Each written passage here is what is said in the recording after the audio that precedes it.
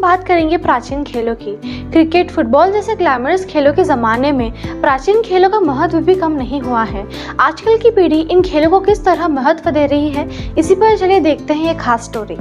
उच्च शिक्षा हासिल कर डॉक्टर, सॉफ्टवेयर इंजीनियर जैसी नौकरी हासिल करने का लक्ष्य रखने वाली आज की पीढ़ी अगर खेलों में भविष्य बनाने के बारे में सोचे तो भी क्रिकेट, फुटबॉल, हॉकी जैसे ग्लैमरस खेलों की दौड़ लगाती है, क्योंकि इन खेलों में काफ़ी पैसा है। वहीं प्राचीन खेलों की बात की जाए, चाहे वो खो खो हो, कबड्डी या मलखम्ब, इन खेलों में आज की पीढ़ी ज़्यादातर उतनी रुचि नहीं दिखाती और बहुत से लोगों को इनके बारे में पता भी नहीं है। लेकिन एक संस्था ऐसी भी है जो इन प्राचीन खेलों के प्रति पिछले कई सालों से न सिर्फ जागरूकता फैला रही है, बल्कि इन खेलों को निःशुल्क प्रशिक्षण दे भी रही है। हम बात कर रहे हैं हैदराबाद के सुल्तान बाजार में स्थित हेल्थ लीग संस्था की, जिसकी स्थापना वर्ष 1944 में यानी लगभग 80 साल पहले निजाम शासन के कोतवाल राजा बहादुर वेंकट राम रेड्डी के द्वारा की गई थी। ये संस्था पारंपरिक खेलों को बढ़ावा देने के साथ प्रतिभावान खिलाड़ियों को प्रोत्साहन भी देती है, जिसकी वजह से युवा पीढ़ी पिछले कुछ सालों से लगातार अपने पारंपरिक खेलों से जुड़ रही है। इस संस्था में ही सीखकर खिलाड़ी रह चुके इसके वर्तमान सचिव कैप्टन शांति स्वरूप लेले जी नई प्रतिभाओं को भी आगे बढ़ाने के लिए संस्था में और भी गतिविधियों को शामिल कर रहे हैं, जिनमें शास्त्रीय संगीत और कुचिपुड़ी नृत्य का प्रशिक्षण भी शामिल है। इस संस्था के विशाल मैदान में सुबह के समय जहां योगा और कराटे का प्रशिक्षण दिया जाता है, तो शाम के समय खो खो और मलखम्ब का प्रशिक्षण दिया जाता है, जहां लड़के और लड़कियां दोनों को प्रशिक्षण लेते देखा जा सकता है। इस संस्था ने राज्य ही नहीं, राष्ट्रीय और अंतर्राष्ट्रीय स्तर के खिलाड़ी भी देश को दिए हैं। इनमें जनाबाई पाटिल मलखम्ब की ऐसी खिलाड़ी हैं जिसने विश्व मलखम्ब प्रतियोगिता में स्वर्ण पदक हासिल कर देश का गौरव बढ़ाया, तो वहीं तन्वी गानू ने भी राष्ट्रीय स्तर पर देश का प्रतिनिधित्व किया है।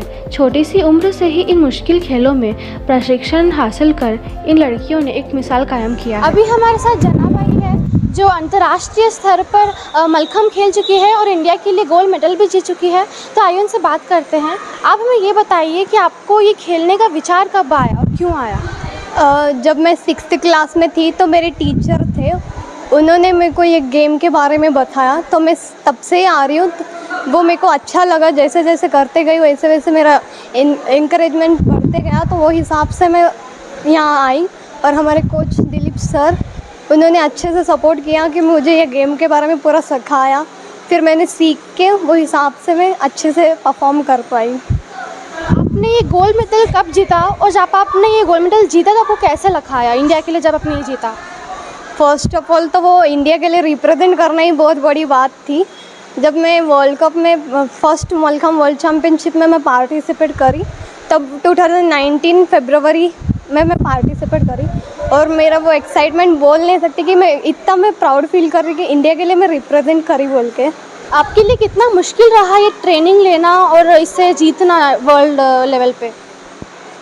एक तो ट्रेनिंग तो मुश्किल तो रहेगी हर बात पे, और जब मैं मॉर्निंग इवनिंग प्रैक्टिस करके थोड़ा बहुत स्ट्रगल था, पर वो स्ट्रगल करके जो हासिल में एक सक्सेस मिली वो बहुत बड़ी थी। उसके लिए मैंने जितना हो सकता उतना कोशिश किया, और वो हिसाब से मुझे गोल्ड मेडल मिला, वही बहुत सौभाग्य की बात है। आगे और खेलने का इरादा है, और अगर ऐसी हुआ तो मैं आगे कोचिंग भी स्टार्ट कर सकती हूँ। तो मुझे कोचिंग करके मुझे और अच्छा, जो मेरे सर ने मुझे सिखाया वही मैं दूसरे बच्चों को सिखा के डेवलप करें, तो वो मेरे लिए खुशकिस्मती है कि शिक्षा में और किसी को दे सकूँ बोल के। मेरा नाम तन्वी गानू है, और मैं जब क्लास 7th में थी तब मैंने ये गेम स्टार्ट किया। मुझे शांति स्वरूप लेले सर ने ये गेम रेकमेंड किया था, क्योंकि और मेरे कोच दिलीप गवाने सर और गोपाल सर है।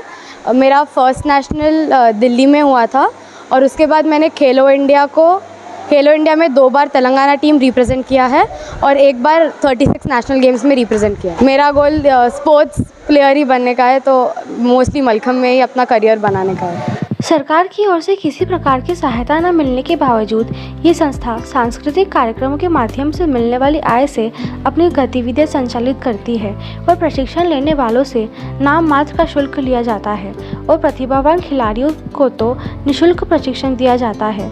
मर्चेंट नेवी के कैप्टन रह चुके लेले जी अपनी इस संस्था की गतिविधियों को लेकर क्या कहते हैं, आइए जानते हैं। हमारे साथ इस संस्था के शांति स्वरूप लेले जी हैं, तो आइए उनसे बात करते हैं। आप हमें ये बताइए कि आपने ये कब शुरुआत की और क्यों की, इसके पीछे का इरादा क्या था? नहीं, संस्था तो ये करीब 79 ईयर्स ओल्ड है। 1944 में फॉर्म हुई थी संस्था, तो अगले साल करीब 80 साल हो जाएंगे। और हमेशा प्रोमिनेंस हमारा रहा कि इंडियन गेम्स को ज़्यादा प्रमोट करें, प्रोत्साहन दें। तो इसीलिए आपने देखा होगा कबड्डी भी है यहाँ पे, तो कबड्डी, खो खो, मलखाम, और अभी और 3-4 गेम्स हमने ऐड किए। एक नया state of the art gymnasium भी है अभी, जो पहले पुराना जिम्नाशियम था विद ओल्ड इक्विपमेंट्स, लेकिन now it's state of the art equipment we have in our gymnasium. Then we have karate, we have table tennis, और उसके साथ साथ अभी हिंदुस्तानी क्लासिकल म्यूज़िक वोकल उसकी भी ट्रेनिंग देते हैं हम, और कुचिपुड़ी की भी। So it's a very diverse field. तो apart from sports, cultural activities है, सोशल एक्टिविटीज़ है, और फिलैंथ्रोपिक एक्टिविटीज़ है जो हमने कोविड के टाइम्स में भी की थी। मेडिकल कैंप्स हम ऑर्गेनाइज़ करते हैं। So it's not just sports, it's whole whatever you want to do for the cause of the society. Achievements तो काफ़ी है। As I said, since 1944 तो 50s, 60s, 70s में कबड्डी और खो खो के काफ़ी स्टेट चैम्पियनशिप में तो सिर्फ वेस्ली की टीम्स फाइनल्स में आती थी। और उसके बाद अभी मलखाम में हमारे पास सिर्फ नेशनल ही नहीं, इंटरनेशनल खिलाड़ी भी हैं। जो पहली वर्ल्ड मलखाम चैम्पियनशिप हुई थी तो वहाँ पे भी हमारे 2 लड़कियों ने इंडिया को रिप्रेजेंट किया था और गोल्ड मेडल जीता था। और खो खो में भी अभी रिसेंटली एक इंटर डिस्ट्रिक्ट टूर्नामेंट हुई जहाँ हैदराबाद डिस्ट्रिक्ट की टीम ने फाइनल जीता था, और उस टीम में भी 9 में से 8 खिलाड़ी हेल्थ लीग के थे। तो सिर्फ यही नहीं, we are bringing laurels to our district, to our state and to our country. Bharat देश अपनी सांस्कृतिक सामाजिक परंपराओं के लिए जाना जाता है। ऐसे में हमारे पारंपरिक खेलों को आगे बढ़ाने में लगी हेल्थ लीग जैसी संस्थाओं को भी सरकार की ओर से ज़्यादा प्रोत्साहन देने की आवश्यकता है, ताकि इस देश को और भी नई प्रतिभाएं मिले और पारंपरिक खेलों को पूरी दुनिया में पहचान मिले।